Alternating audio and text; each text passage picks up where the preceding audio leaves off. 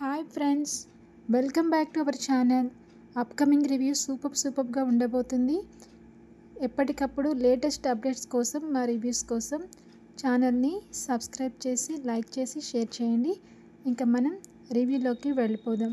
ఇంకా episode start అవ్వగానే మరి భానుమతి తన బుక్స్ వెతుక్కుంటూ ఉంటుంది.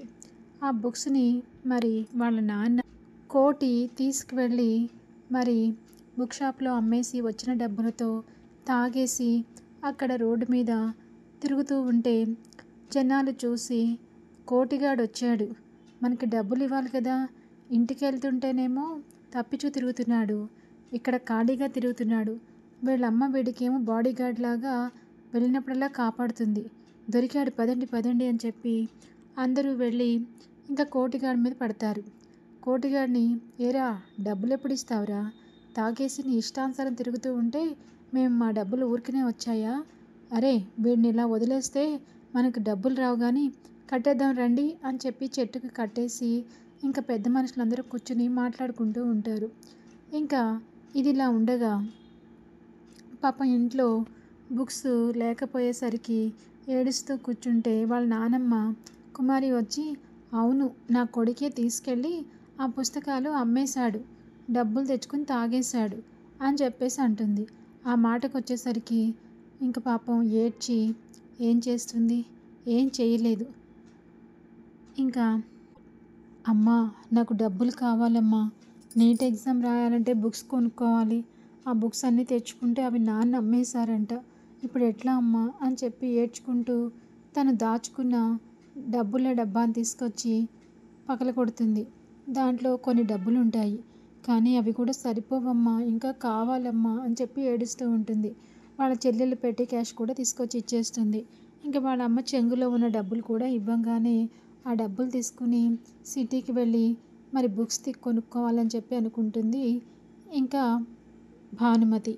ఇంక ఇది ఇలా ఉండగా పార్దు అలా బెడ్రూమ్లో ఉండగా పక్కనే సూరి పాటలు పెడుతూ ఉంటాడు.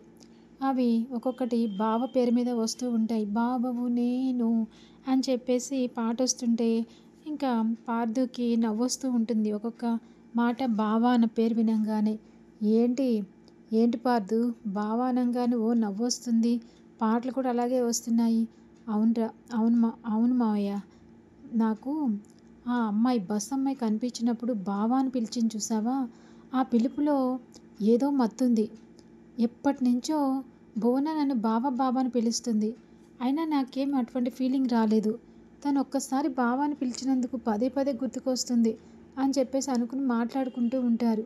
ఆ సమయంలో పరిగెత్తుకుంటూ భువన వస్తుంది. అమ్మో భువన వస్తుందని చెప్పి ముసుగేసుకుని పడుకుంటాడు పార్దు. బావా అమ్మాయి నిద్రపోతున్నాడు వెళ్ళు అనగానే, ఏం కాదు నిద్రపోవడం ఏంటి, ఇప్పుడు బావతో నేను మాట్లాడాలి అని చెప్పేసి బావ లేచేంతవరకు ఇక్కడే కూర్చుంటాను అని చెప్పి అక్కడ కూర్చుంటుంది. వెంటనే పార్దు ముసుగు తీసి ఏంటి చెప్పు అని చెప్పేసి అంటాడు. బావా నువ్వు నన్ను రేపు బయటకు తీసుకెళ్ళాలి.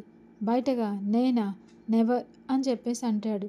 అనేసి లేదు బావా నువ్వు తీసుకెళ్ళకపోతే ఇక్కడే కూర్చుంటాను అని చెప్పేసి అనగానే, ఇంకా అమ్మ బాబోయ్ ఇది రాత్రంతా ఇక్కడే కూర్చునేటట్టుగా ఉంది, దీంతో ఎందుకు పీచి, సరే తీసుకెళ్తాలే అని చెప్పానంగానే, మాట తప్పవు కదా అని చెప్పేసి అంటుంది. చచ్చా మా నాన్న నేను మాట తప్పితే ఊరుకుంటాడా అని చెప్పేసి అనేసి ఇంకా వెళ్ళిపోగానే ఊపిరి పీల్చుకుంటాడు. ఏంటయ్యా పార్దు, ఆమెకి రేపు తీసుకెళ్తానని చెప్పేసి మాట ఇచ్చావు, నిజంగా తీసుకెళ్తావా అని చెప్పి అనగానే, తీసుకెళ్ళక తప్పదు కదా, తీసుకెళ్దాం, మనకి రేపు బోలెడన్ని పనులున్నాయి గుర్తున్నాయా, అవును గుర్తున్నాయి కానీ బోనాకు మాట ఇచ్చాం కదా అని చెప్పేసి అనుకుంటూ ఉంటారు. ఇంకా ఇది ఇలా ఉండగా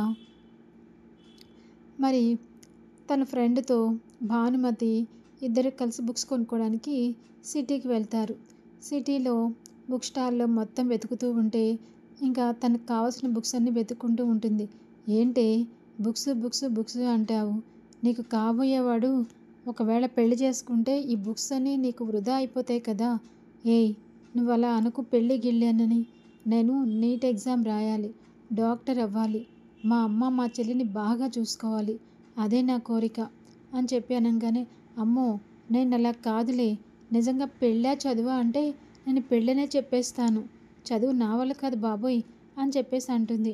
సరే సరే, ఇదిగో నీకు కావాల్సిన బుక్స్ దొరికినట్టున్నాయి కదా, పద బిల్లు కడదాం అని చెప్పేసి ఇంకా బిల్ పే చేయడానికి వెళ్తారు. ఇంకా ఇది ఇలా ఉండగా పొద్దున్నే మరి రెడీ అయిపోయి బయట వెయిట్ చేస్తూ ఉంటారు. ఈ లోపల భువన రెడీ అయిపోయి వస్తుంది. ఫ్రంట్ సీట్లో సూరి కూర్చోవటంతో, ఏంటి వెనక్కెళ్ళి కూర్చో, బావ పక్కన కూర్చొని నేను వెళ్ళాలని వచ్చాను అని చెప్పేసి అంటుంది. బావ పక్కన కూర్చుంటావా? ఆహా, ఇక్కడే కూర్చుంటాను నేను అనగానే తన దగ్గరున్న పిన్నీస్తో గుచ్చేస్తుంది. ఇంకా భయపడిపోయి సూరి వెనక్కి వెళ్ళిపోతాడు. ఇంకా దర్జాగా ఫ్రంట్ సీట్లో కూర్చుంటుంది. ఇంకా ఈ లోపల పార్దు వచ్చి తన జీప్ తీసుకొని స్టార్ట్ అయిపోతాడు. ఇంకా జీప్లో బయలుదేరేసరికి అలా తను తీసుకెళ్తుంటే లోపలే సంతోషపడిపోతూ ఉంటుంది భువన. ఇంకా ఎక్కడికి భువన అనగానే, ఎక్కడికో చెప్పకపోతే తీసుకెళ్ళవా బావా, మధురపూడి తీసుకెళ్ళు అని చెప్పేసి అంటుంది. మధురపూడి ఎందుకు అనగానే, సరే సిటీకి తీసుకెళ్ళు అని చెప్పేసి అంటుంది. సిటీకి తీసుకెళ్ళంగానే సేమ్ అక్కడ ఏవో కొనుక్కోవాలని చెప్పి భువన, రా బావా నువ్వు కూడా అంటుంది. అమ్మో దీంతోనా, అస్సలు నాకేం వద్దు, నువ్వు వెళ్ళి కొనుక్కొని త్వరగా వచ్చేయి అనగానే, అదేంటి బావా నన్ను తీసుకెళ్ళవా, అదే పెళ్ళయ్యేంత వరకే ఇలా వెయిట్ చేస్తుంటావు, పెళ్ళైన తర్వాత నాతో పాటు రాకపోతే ఊరుకుంటానా ఏంటి అని చెప్పేసి ఇంకా తను ఒకతే వెళ్తుంది. ఇంకా ఇది ఇలా ఉండగా పార్థు సూరి బయట అక్కడ వెయిట్ చేస్తూ మాట్లాడుకుంటూ ఉంటారు. ఇంకా లోపల మరి ముంతలో పగలగొట్టిన డబ్బులన్నీ తీసుకెళ్ళి కిరాణా బుక్ స్టాల్ ఆయనకి ఇవ్వంగానే, ఇదేంటమ్మా ఈ గంపెడంత చిల్లర తీసుకొచ్చావు, ఇవి నేను ఇప్పుడు లెక్క పెట్టుకోవాలా? అవును లెక్క పెట్టుకోవాలి, బుక్స్ నేను కొనుక్కోలేదా, దానికి తగ్గ డబ్బులు మీకు ఇచ్చినప్పుడు మీరు చూసుకోవద్దా అని చెప్పి అనగానే, ఇంకా కిరాణా షాపు ఓనరు మొత్తం లెక్క పెట్టి, డబ్బులు సరిపోయాయమ్మా తీసుకెళ్ళి బుక్స్ అని చెప్పేసి అంటాడు. ఇంకా వెంటనే ఆ బుక్స్ తీసుకుని వస్తూ ఉండగా మరి తనని అంతకుముందే వెంబడించి కొట్టిన రౌడీలు ఆ స్టూడెంట్స్ బ్యాచ్ మళ్ళీ ఎదురుపడతారు. ఇంకా వెంటనే, ఏంటే ఆ రోజు వాడిని పిలిచావు కాబట్టి తప్పించుకున్నావు, ఈరోజు అని చెప్పేసి మీదకి వస్తూ ఉంటే ఇంకా ఏం చేయాలో అర్థం కాదు. ఇంకేం చేయాలో అర్థం కాక వెంటనే అటు చూస్తూ ఉండగా అక్కడ పార్థు సూరి ఇద్దరు కనిపిస్తారు. అమ్మయ్య, వీళ్ళిద్దరు మళ్ళా కనిపించారు, నన్ను కాపాడేది వీళ్ళే అని చెప్పి అనుకుని, బావా నేను ఇక్కడున్నాను, అక్కడేం చేస్తున్నావు బావా, ఎగ్జామ్ బాగా రాశాను అని చెప్పేసి బావతో మాట్లాడుతున్నట్టుగా చూసేసరికి ఆల్రెడీ దెబ్బలు తిన్నవాళ్ళు కదా, వెంటనే వెనక్కి తిరిగి చూసేసరికి షాక్ అవుతారు. అమ్మో వీళ్ళతో మనకెందుకు అని చెప్పేసి అనుకుంటూ అక్కడి నుంచి వెళ్ళిపోవడానికి ఇంకా మరి భానుమతి వెనకాల ఆ బ్యాచ్ అంతా రాగానే ఒకేసారి చూసి బావా అని చెప్పి మళ్ళా గట్టిగా పిలుస్తుంది. ఇంకా వెంటనే దూరనున్న పార్థు నన్నేనా అన్నట్టు చూస్తూ ఉంటాడు. వస్తున్నాను బావా, మీకోసం వస్తున్నానని చెప్పి వాళ్ళ దగ్గర సొంత బావ అన్నట్టుగా బిల్డప్ ఇస్తూ ఇంకా పార్థు దగ్గరికి వస్తుంది భానుమతి. ఇంకా వెంటనే, మీరేం తప్పుగా అనుకోవద్దు, బావా బావా అని పిలుస్తున్నానని, నిన్న మీరు కొట్టిన వాళ్ళే ఇవాళ కూడా నన్ను మళ్ళీ ఫాలో అవుతున్నారు, అందుకే అలా పిలిచాను అని చెప్పి అనగానే, ఇట్స్ ఓకే పర్వాలేదని చెప్పి, పదండి వాళ్ళ దగ్గరికి వెళ్దామని చెప్పి అక్కడికి వస్తారు. అక్కడికి వచ్చి, ఏంట్రా తను నా మరదలు అని చెప్పి భుజం మీద చెయ్యి వేసి, ఇంకోసారి మా భానుమతి జోలికి వస్తే మాత్రం మర్యాదగా ఉండదు, లేకపోతే ఇప్పుడే మిమ్మల్ని పోలీసులకు పట్టిస్తాను అని చెప్పి అనేసరికి, వద్దు వద్దు అని చెప్పేసి పారిపోతారు. ఇంకా వెంటనే భాను, థ్యాంక్స్ అండి, కానీ ఇలా చెయ్యేశారేంటి అంటే, మీరు సొంత మరదలని వాళ్ళకి అర్థం అవ్వాలని అనగానే, అవునా అయితే ఓకే, కానీ బస్ అబ్బాయి జీప్ అబ్బాయి వెళ్ళొస్తాను అని చెప్పి చేతికి ఇంకా చెయ్యిచ్చి థ్యాంక్స్ చెప్తుంది. షేక్ హ్యాండ్ ఇచ్చుకుంటారు. ఇంకా వెంటనే పార్థుకి చాలా హ్యాపీగా ఫీల్ అవుతాడు. ఇంకా అక్కడి నుంచి వెళ్ళిపోతుంది భానుమతి. ఇంకా ఇంటికి వచ్చేసరికి ఇంట్లో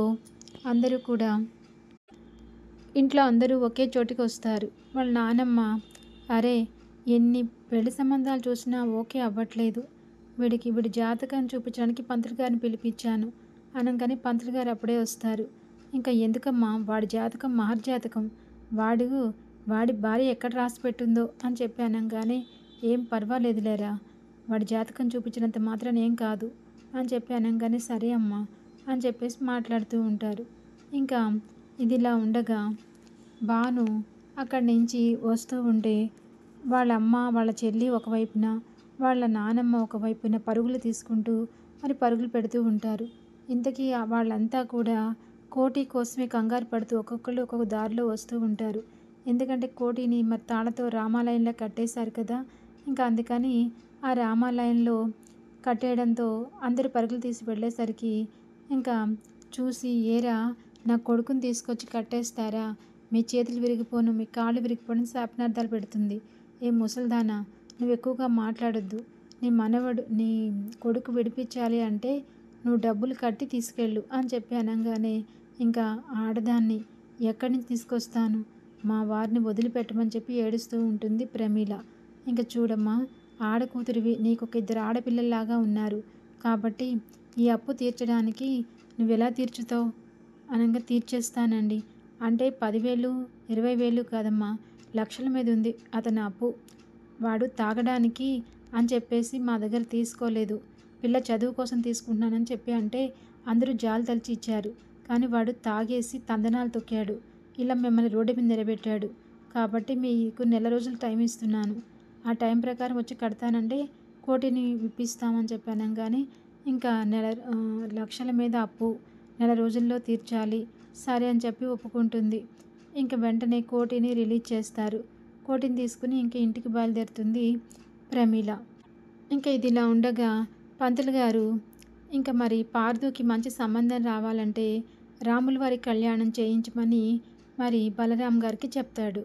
ఇంకా అలాగే అని చెప్పి ఈసారి శ్రీరామనవమి వేడుకలు బాగా చేస్తూ అక్కడ అంగరంగ వైభవంగా చేయాలి, నా కొడుకు పెళ్ళికి ఎలా అయితే పిలుస్తానో అందరినీ పిలుస్తానని చెప్పి అనుకుంటాడు బలరాం.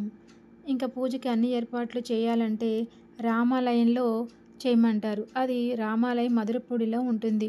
మరి అందరూ అక్కడికి వెళ్ళి కళ్యాణం చేయించాలని చెప్పేసి ఇంకా అనుకుంటూ ఉంటారు. ఇలా అనుకుంటూ ఉండగా మరి బలరాం తర్వాత శారద ఇద్దరు కూడా లోపలికి వెళ్ళి దండం పెట్టుకుంటారు.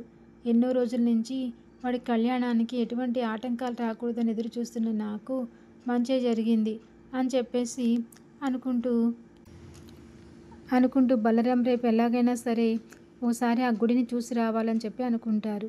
ఇంక ఈ లోపల శారద పొద్దుటే లేచి మరి బలరాం మొదటి భార్య దగ్గర దీపం వెలిగిద్దామని చెప్పేసి వెళ్తుంది. ఇంకా చాలా కోపంతో ఊగిపోతూ ఉంటాడు. ఇంకా ఇదిలా ఉండగా ప్రమీల ఎలాగైనా సరే ఇంట్లో ముందు చనిపోయిన వాళ్ళకి దీపం వెలిగించి అక్కడి నుంచి కళ్యాణం మరి ప్రమీల శారద వెళ్ళి దీపం వెలిగిస్తూ ఉంటే చాలా ఫాస్ట్గా వస్తాడు పార్థు. ఇంకా వెంటనే మా అమ్మ విషయంలో నువ్వు ఏ రోజుకి ఈ రూమ్లోకి రావద్దు, దీపం వెలిగించవద్దు, నా కంటికి కనిపించొద్దు, మీరు ఓన్లీ మా నాన్నకి మాత్రమే భార్య, నాకేం కారు అని చెప్పేసి ఆ దీపాన్ని మరి పార్థునే వెలిగిస్తూ ఉంటాడు. ఇంకా అప్పుడే చూసిన బలరాము చూస్తూ ఉంటాడు. కొడుకు తన భార్య పట్ల ప్రవర్తించిన తీరును చూసి ఇంకా పాపం శారద ఏం మాట్లాడకుండా సైలెంట్గా కన్నీళ్ళు పెట్టుకుని బయటకు వస్తుంది. ఇంకా వెంటనే బలరాం, శారద నీ మనసు గాయపడిందా అని చెప్పి అడుగుతాడు. చచ్చా, అలాంటిదేం లేదండి, అక్కకి దీపం వెలిగిద్దామని వెళ్తే పార్థు అలా మాట్లాడాడు, వాడేదో చిన్న వయసు, ఏదో వాడి బుద్ధిలో పుట్టింది కాదులేండి, ఎప్పటికైనా మారుతాడు, నేనంటే ప్రేమిస్తాడు అని చెప్పేసి అంటూ ఉంటుంది. ఇంకా ఇదిలా ఉండగా మరి పెద్ద మనుషుల సమక్షంలో కోటిని విడిపించిన తర్వాత ఇంటికి తీసుకుని ప్రమీల బయలుదేరుతుంది. ఇంకా ముసలామ తర్వాత ప్రమీల కోటి అందరూ ఇంటికి వెళ్ళంగానే ఇంకా భాను ఆ పుస్తకాలు తీసుకుని ఇంటికి వస్తుంది. ఆ పుస్తకాలని లోపల భద్రంగా దాచుకుంటుంది. ఎందుకంటే మళ్ళా తండ్రి అసలే అప్పులు చేస్తున్నాడు కాబట్టి అమ్మేస్తాడనని. ఇంకా ప్రమీల అడుగుతుంది, ఏమయ్యా, ఎదిగొచ్చిన ఆడపిల్లలు 2 ఉన్నారు, వాళ్ళిద్దరున్నారని కొంచెం కూడా నీకు సిగ్గుగా అనిపించట్లేదా? ఇంట బయట అంతా అప్పులు చేసి తల మీద నుంచి పోసుకుంటున్నావు, అది నీ ఆరోగ్యానికి మంచిది కాదు, మనకి విలువ తక్కువగానే ఉంటుంది. మీకు దండం పెడతాను, ఈ తాగుడు మానే అయ్యా. నా చావు కావాలా, నీ తాగుడు కావాలా అంటే నీ తాగుడే అంటావు, నాకు తెలుసు అని చెప్పేసి ఏడుస్తూ ఉంటుంది. ఇంకా ఎపిసోడ్ ఎండ్ అవుతుంది. Thanks for watching.